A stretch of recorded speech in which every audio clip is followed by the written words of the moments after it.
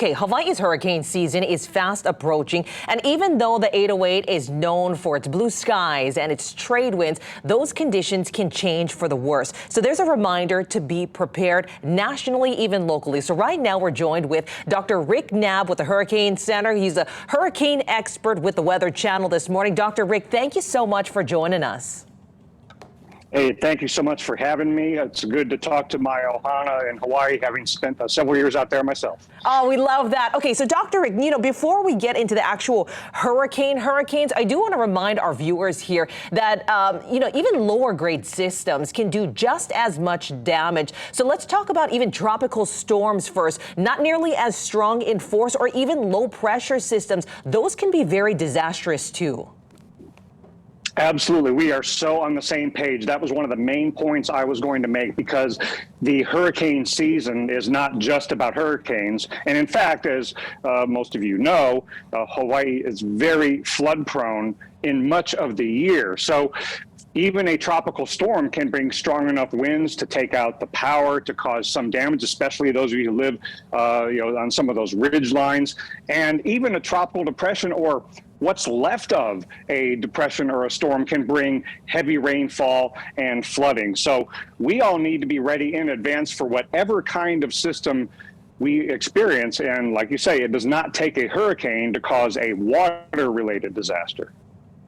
Got to be ready in and out of season. And you mentioned it right there. We've been hit by constant rain before. It's something that we are still currently reeling from, given that we are so far removed from the continental U.S. And you know what? Being in the middle of the Pacific, can you explain or help to explain that it's that much more important to be prepared right now?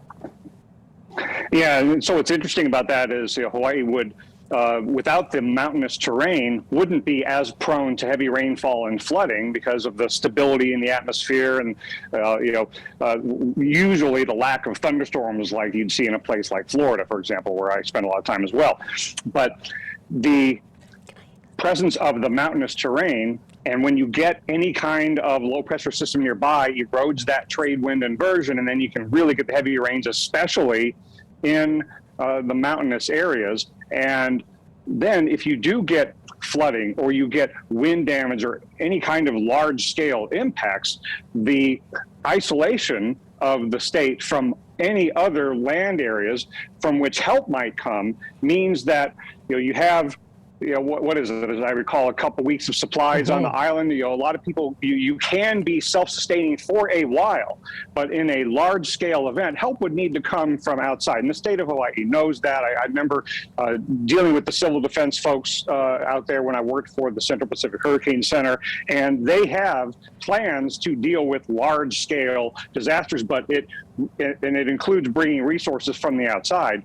But it starts with the individual, the family, the business owner, having supplies, having a plan for yourself so you can be self-sustaining for a while before help can arrive. Right, and you mentioned it right there. You really highlight the fact that we're so isolated, but you also mention, you explain the topography of Hawaii and how the mountainous areas help to break down those systems. I do want to wrap up with this mention. We've been so close, and we've seen near misses in the past. 2015 was probably one of the busiest hurricane seasons that we've had so far in Hawaii, and really want to emphasize how important it is to be prepared now. But being in the middle of a pandemic and being possibly in the middle of a hurricane season, how can you explain what needs to be in our preparedness kits to protect our families?